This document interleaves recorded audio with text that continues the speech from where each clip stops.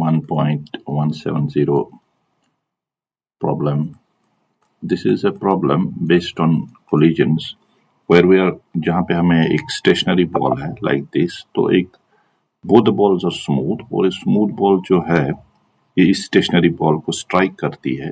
It is moving with some velocity, but जो strike कर रही है दिया गया है कि angle 45 degree line connecting the centres of the balls at the moment of impact. तो हमारे पास दो बॉल्स दी है, आइडेंटिकल बॉल्स है, मास m और m, स्मूथ है. एक बॉल स्टेशनरी है और दूसरी बॉल मूव कर रही है. और जब मूविंग बॉल इस स्टेशनरी बॉल को स्ट्राइक कर रही है उस टाइम जो एंगल बॉल बनाती है, जो वेलोसिटी वेक्टर जो बनाता है, if the velocity vector of the striking ball before the collision forms an angle 45 degree with the line connecting the centers. तो हमारे पास जो वेलोसिटी वेक्टर, अगर हमने इसका वेलोसिटी u जूम किया है, तो अगर ये लाइन कनेक्टिंग द स्फीयर्स है, सेंटर्स ऑफ स्फीयर्स, तो इसके साथ ही 45 डिग्री एंगल बनाता है. ये हमारे पास गिवन दिया है. हमें ये नहीं बताया गया है कि मासेस क्या है. We will assume the masses m and m और हम एक बॉल को लेबल करेंगे एज बॉल A और दूसरी बॉल को लेबल करेंगे एज बॉल B. ठीक है जी. तो सिर्फ हमें ये बताया गया है कि बॉल A जो मूव कर रही है, it is moving with some velocity, और जो इसकी वेलोसिटी वेक्टर है बिफोर स्ट्राइकिंग, जो इनका लाइन ज्वाइनिंग द सेंटर्स था, उसके साथ ये 45 डिग्री बनाता है. नेचुरली जब ये स्ट्राइक करेंगे तो कैसे स्ट्राइक करेंगे? पहला क्वेश्चन है कि स्ट्राइक तो किया है, तो ड्यूरिंग दैट कोलिजन क्या होता है, जब ये what happens during small time, जब ये स्ट्राइक करेंगे तो कोलिजन के दौरान क्या होता है, तो ये हमें देखना है. अगर आपको ये बात समझ में आ जाएगी तो आप नॉर्मली सारे कोलिजन के क्वेश्चन कर पाएंगे. अब देखिए, this ball is moving, ball A हमारा है, ये मूव कर रहा है with the velocity u, with the velocity u. Ball A is moving with the velocity u. Correct. अब ये बॉल B को स्ट्राइक करेगा ऐसे. ये हमारा बॉल B है. This is the line joining their centers. अब देखिए, पहली चीज है why they will interact. Since this body is moving, तो as per the Newton's first law, क्योंकि ये बॉडी चल रहा है, न्यूटन फर्स्ट लॉ के हिसाब से ये चलता रहेगा in straight line, and it is at rest and it will remain at rest. So this body is at rest and this body is moving with the velocity v. तो ये इस direction में चलना चाहेगा और ये इस डायरेक्शन में रेस्ट, इस पॉइंट पे रेस्ट पे ही रहना. जब ये इंटरैक्ट होगा तो इस बॉडी का इनर्शिया इस बॉडी को बोलेगा कि आप भी रेस्ट पे आओ, I don't want to move. इस बॉडी को कोशिश करेगा रोकने की, और ये बॉडी चूंकि ये चल रहा है तो ये बोलेगा चलो, so that because Newton's first law बोलता है चले, so that this will try to इसको मूव करने की कोशिश करेगा. यानी कि both the bodies will exert the force on each other. now the question है फोर्स किस डायरेक्शन में एक्सर्ट करेंगे. देखिए, पॉइंट ऑफ कांटेक्ट हमारा ये है, जब ये दो बॉडीज है, इनका पॉइंट ऑफ कांटेक्ट, जैसे मैं आपको बताऊंगा, ये दो बॉडीज है, इनका point of contact is this. अगर हम इस पॉइंट पे टेंजेंट डालेंगे, this is the line joining their centres, so this is the point of contact. अब ये बॉडी देखिए, यहाँ पे पॉइंट ऑफ कांटेक्ट पे जब ये आ गई तो बॉडी के इस बॉडी का वेलोसिटी v है इस direction, it is making 45 degree angle with this direction. तो ये हमारा 45 डिग्री का एंगल है. करेक्ट. अब बॉडी के इस वेलोसिटी के दो कंपोनेंट्स है at the point of contact. मैंने आपको बोला एक कांटेक्ट है u cos अल्फा जो 45 है, और दूसरा है u sin अल्फा. ठीक है. अब देखिए, this body is at rest and it is just contacting at this point, और फ्रिक्शन में है नहीं, दे आर स्मूथ. सो इस पॉइंट पे इस वेलोसिटी कंपोनेंट को जो बॉडी ए का वेलोसिटी कंपोनेंट है, कोई रेजिस्टेंस नहीं, there is nothing which is showing it to change its velocity component in the direction of y direction. लेकिन अगर जो इसका x डायरेक्शन में हम वेलोसिटी ऑफ कंपोनेंट देखेंगे, वेलोसिटी के कंपोनेंट को, देयर इज अ ह्यूज, क्योंकि ये बॉडी इसको यहाँ जाने नहीं देगी, so there is a inertia effect of this body, we can say. Since this is at rest, this is just trying to stop it because Newton's first law यही कहता है कि ये बॉडी चेंज नहीं करना चाहिए और ये बॉडी चेंज करना चाहिए. So this component of velocity, तो इस डायरेक्शन में बॉडी का इंटरैक्शन होगा. That is the very important thing जो मैं आपको बताने की कोशिश कर रहा हूँ. When there will be a collision, जब कोलिजन होगा तो आप पॉइंट ऑफ कांटेक्ट देख लीजिए. Point of contact will be this point, this is a tangent and these are the two this line is connecting their centers. तो इस point पे आप देखिए y कंपोनेंट को कोई भी रेजिस्टेंस नहीं, because the body is smooth. x component को सारी रेजिस्टेंस है. दैट मीन्स कि हमारा जो भी फोर्सेस लगेंगे वो इस डायरेक्शन में लगेंगे, and the line of contact is the line joining their centres. ठीक है, बिकॉज एट दिस पॉइंट अगर आप टेंजेंट डालेंगे, so the line of contact is line joining their centre. यही this is the main concept which is involve. पहली चीज आपको ये है कि इंटरैक्शन क्यों होगी. इंटरैक्शन इसलिए होगी बिकॉज एक बॉडी जो चल रही है उसका अपना इनर्शिया है, it does not want to stop, और दूसरी बॉडी जो रुकी हुई है that does not want to move. तो उस वजह से इनके दरमियान इंटरैक्शन होता है, और इंटरैक्शन हमें पॉइंट ऑफ कांटेक्ट पे देखना है. This is their point of contact. तो यहाँ पे हम देख रहे हैं अगर ये बॉडी जिसका वेलोसिटी v था in this direction, तो इस velocity के अगर हम दो components देखेंगे, one is in this direction and another is in this x component, and this is in the y direction. If we take the line joining their centers as x, तो हम देखते हैं कि y direction में कोई resistance नहीं है, क्योंकि इस point पे friction 0 है, तो y will just go straight. मैं आपको सीधे से बताऊंगा, अगर ये बॉडी ऐसे आ रही है y की डायरेक्शन में एंड और यहाँ ये बॉडी थी, तो ये सीधा चला जाती है. विदाउट इस बॉडी पे कोई पता भी नहीं चलता, because there is no friction, so there will be no interaction, क्योंकि यहाँ कोई रेजिस्टेंस थी नहीं. ये बॉडी ब्रश करके इसको चली जाती, because there was no friction. लेकिन it is coming at an inclined angle, so interaction, there will be interaction along the line joining their centres, and let us say that is now our x axis. So यहाँ पे the forces will start to act. और force कैसे act होगा? The ball B will exert a force on ball A in this direction to stop it, and this will try to exert a force, उतना ही equal and opposite force, because as per the Newton's third law, जो हमको पता है force is equal and opposite होगी, तो इस चीज को ये accelerate करने की कोशिश करेगी. तो ये आपको पहले समझना है कि interaction क्यों होगी, कैसे होगी, और उस इंटरैक्शन की वजह से क्या होगा. अब देखिए, जो अब ये इंटरैक्शन हो गई, इसने इस पे फोर्स एक्सर्ट किया और इसने इस पे फोर्स एक्सर्ट किया. तो चलते हैं नेक्स्ट पेज, इक्वल फोर्स. सो जो हमारा ये अब लाइन ऑफ इम्पैक्ट है, it is along the this line of impact is along the centres of the two bodies joining them. Sorry, this line of impact is along the centers. तो हम देखते हैं, let us call this now the line of impact as x-axis. इसको हम denote करेंगे eight x-axis. तो इधर की डायरेक्शन में बॉडी A इस पे फोर्स लगाता है और बॉडी B इस पे फोर्स लगाता है. तो उसकी वजह से जो बॉडी A का velocity in the direction of line of impact that is in the x-axis, वो कितना है? वो हमारा है, अगर हमने इनिशियली जूम किया, इसका u cos अल्फा था, u वेलोसिटी, तो u cos अल्फा, तो ये इसको कम करेगा और u sin अल्फा पे कोई इम्पैक्ट नहीं पड़ेगा. तो हमारा u cos alpha body A का x डायरेक्शन का इधर की ओर रिटार्ड होगा, कि बॉडी A रिटार्ड होगी और बॉडी B एक्सेलरेट होगी. कितनी वेलोसिटी होगी वो हम आगे देखेंगे. लेकिन कब तक ये चलता रहेगा? This thing will happen as long as, जब तक इन दोनों की वेलोसिटी, अब देखिए, अब बॉडी की, इस बॉडी की वेलोसिटी और इस बॉडी की वेलोसिटी x डायरेक्शन में सेम होगी. अब there is no reason for interaction in the x direction. अब क्या होगा? अब इंटरैक्शन, अब क्या इसके बाद भी ये फोर्सेस लगाएंगे? नहीं. इसके इसके बाद भी फोर्स लगाएंगे, यस। अब तो आप बोलेंगे, आप तो बोल रहे हैं sir it is because of the inertia ये फोर्सेस लगाते, तो अब तो इंटरेक्शन की खत्म होगी because they are now at the same velocities.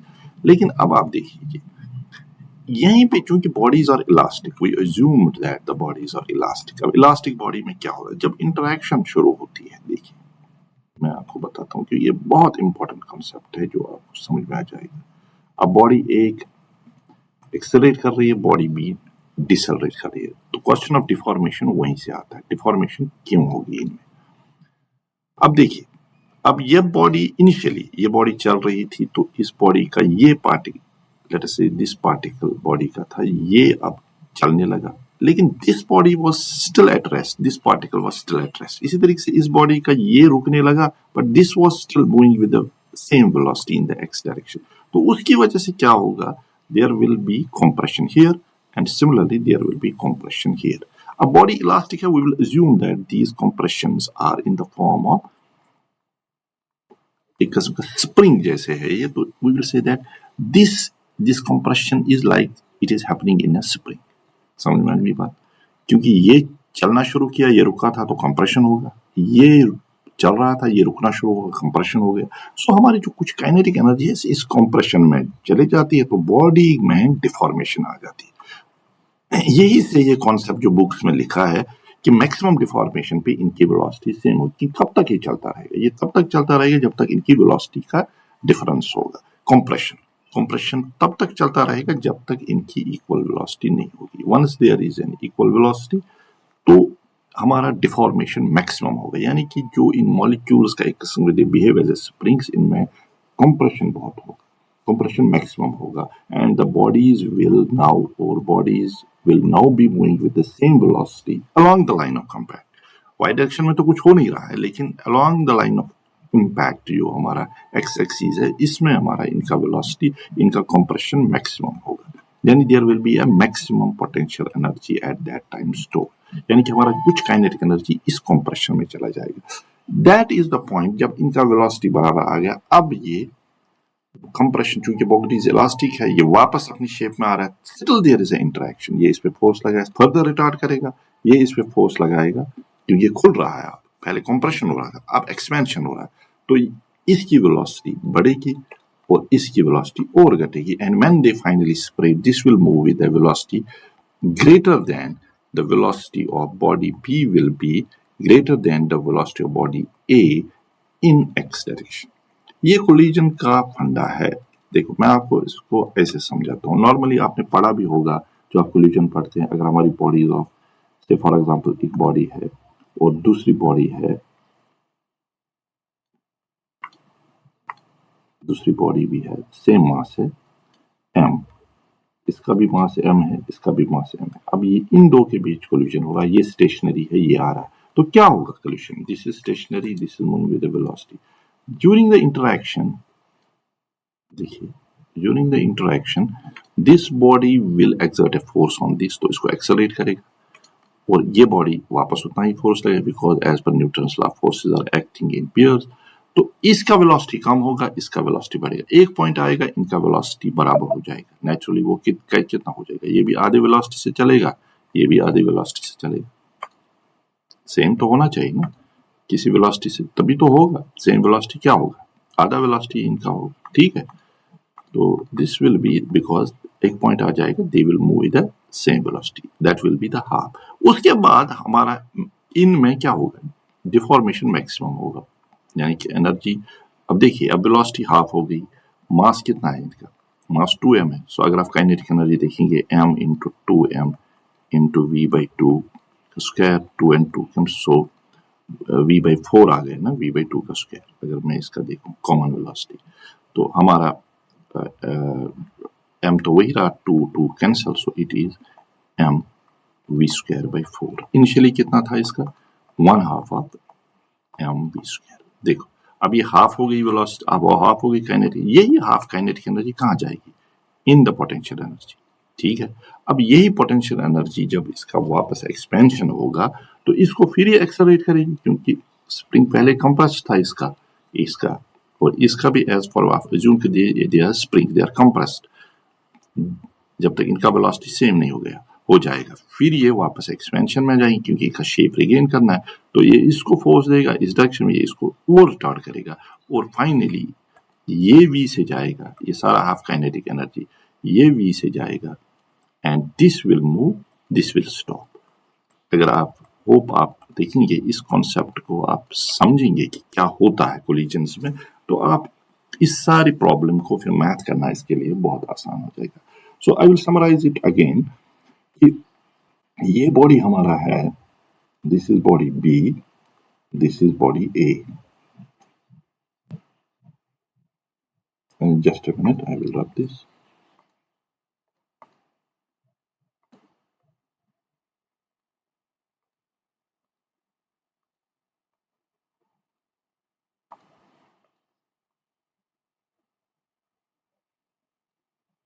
ठीक है, तो कॉन्सेप्ट यहाँ ये है कि जब अगर आप इस कोलिजन के इंटरेक्शन को समझेंगे, the time during which this all interaction are taking place, तो आप इस टाइप के प्रॉब्लम्स को इजीली सॉल्व करेंगे।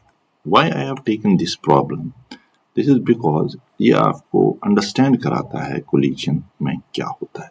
देखिए मैं आपको एक दूसरे मिसाल से समझाता हूँ। ये हमारा है बॉल, ये हमारा एक wall है, and normally we say that there is a ball coming with a velocity v in this direction. अब हम जब बोलते हैं कि इसको स्ट्राइक करेगा, we say that its velocity is reversed. How?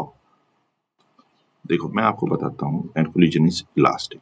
जब ये इधर वॉल को स्ट्राइक करता है ड्यूरिंग द कोलिजन, इसका फोर्स लगता है, it will they make it A stop, पूरा रुक जाता है, बिकॉज कॉमन वेलोसिटी इनका ये चल नहीं पाएगा, वॉल है, तो कॉमन वेलोसिटी इनका 0 आ जाएगा। फिर उसके बाद जो डिफॉर्मेशन की वजह से स्प्रिंग्स में वापस एक्सपेंशन होता है, तो ये अपनी शेप पे आ जाता है, ये अपनी शेप पे आता है, तो वेलोसिटीज हमारी रिवर्स होती है। Same is the case here. ठीक है, चलते हैं आगे। तो why there is deformation of the body? Since we assume bodies are perfectly elastic, when the bodies come in contact, in body A particles near the point of contact, हाँ जो मैंने आपको बताया, in body A point near the point of contact, और ये body B हमारा है, तो इधर ये रेस्ट पे आता, ये मूव कर रहा था ये वाला पार्टिकल, और ये मूव कर रहा है, ये रेस्ट पे आता, ये रेस्ट पे था, तो ये कंप्रेशन हो जाएगा और यहाँ भी कंप्रेशन हो जाएगा, तो बॉडी में डिफॉर्मेशन आ जाएगी। They will reach a common velocity and there will be a maximum deformation when we have a common velocity. ठीक है जी, जब इनका कॉमन वेलोसिटी आ जाएगा उसके बाद फिर स्प्रिंग्स में एक्सपेंशन होगा। अभी ये सेपरेट नहीं हुई, फिर स्प्रिंग्स में एक्सपेंशन होगा, इसका वेलोसिटी बढ़ेगा, इसका वेलोसिटी इस डायरेक्शन में और घटेगा, यानी कि जब ये सेपरेट होंगे the component velocity of this body in x direction will be less than the component of the component of the velocity in x direction of the body b।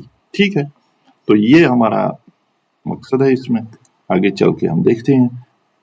तो कन्वर्टेड, तो ये सारा जो kinetic energy is converted into the potential energy, and during the collision it is converted into potential energy, and it will be maximum when the both bodies will attain a common velocity.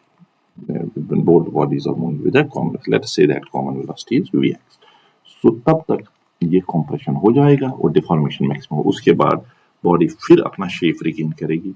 हालांकि forces interact करेंगे लेकिन body shape regain, और वही potential energy assume it like at as a spring, तो spring में हमारा compression तब तक है जब तक इनका कॉमन वेलोसिटी आ जाएगा, और उसके बाद स्प्रिंग वापस एक्सपेंशन पे आ जाएगा, तो डिफॉर्मेशन कम होता जाएगा and this will gain more velocity and this will be having less velocity. ठीक है, तो चलते हैं। उसके बाद हमारा ये है, तो let us now do math. तो इसमें अब और ज्यादा कुछ रहने के लिए नहीं है, because we know that body A है ये, और बॉडी बी का जो वेलोसिटी है that is making a 45 angle, तो इसके दो कंपोनेंट्स है। एक तो हमारा हो गया x component mu sin alpha, दूसरा कंपोनेंट हो गया तो momentum before collision is mu, तो along y axis it will be mu sin alpha and across x axis, तो वेलोसिटी यही है, तो mu cos alpha.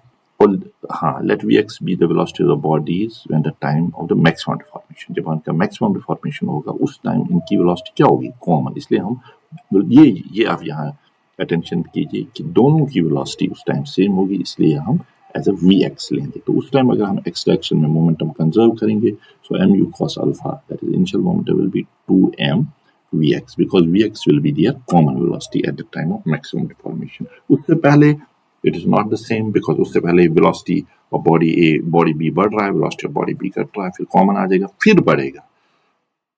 You got it. तो वेलोसिटी ऑफ बॉडी भी फिर बढ़ेगा और फिर घटेगा जब इनका सेपरेशन होगा। तो उस time at the maximum deformation अगर हम वेलोसिटी इनका कॉमन होगा तो as per the conservation moment से अगर हम कैलकुलेट करेंगे तो वो Vx।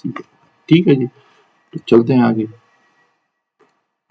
तो total energy at this moment जब इनका वेलोसिटी कॉमन होगा यानी maximum deformation, that is kinetic energy remaining, और पोटेंशियल एनर्जी कितना डिफॉर्मेशन में होगा।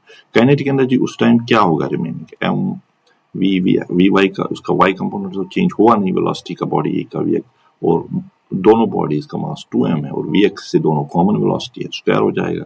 सब्स्टिट्यूट दीज वैल्यूज, तो ये यहाँ पे आ गया। तो इनिशियल काइनेटिक एनर्जी ये था, तो potential energy is now what is the जो initial minus this what is now the remaining kinetic energy. तो आप इसमें मैथ करके देख लीजिए, 1 माइनस साइन अल्फा को cos square sine square alpha को cos स्क्वायर अल्फा कर दीजिए, तो ये आपका आंसर आ जाएगा 25%। तो ये यहाँ पे कैलकुलेट किया हुआ है, you can go through the math. लेकिन मेरे इस सारे मकसद वीडियो बनाने का मकसद यही है कि you understand what happens during the interaction of the collision. फिर मैं रिपीट करूंगा, जब कोलिजन होता है तो पहला चीज आपको देखना है कि बॉडीज इंटरेक्ट क्यों करती है। इंटरेक्ट इसलिए करती है बिकॉज दे हैव इनर्शिया। अगर कोई बॉडी मूव कर रही है वो मूव ही करना चाहिए, अगर कोई बॉडी रुकी है वो रुक उधर ही रेस्ट पे ही रहना चाहिए। ठीक है, तो उसकी वजह से there will be an interaction, जिसको हम बोलते हैं मोमेंटम की वजह से। तो ये एक दूसरे पे फोर्स लगाएंगे, फोर्स इस डायरेक्शन में लगाएंगे जिस डायरेक्शन में बॉडी को प्रॉब्लम हो रही है इनर्शिया चेंज होने में। फॉर एग्जांपल अगर बॉडी वाई डायरेक्शन में जा रही है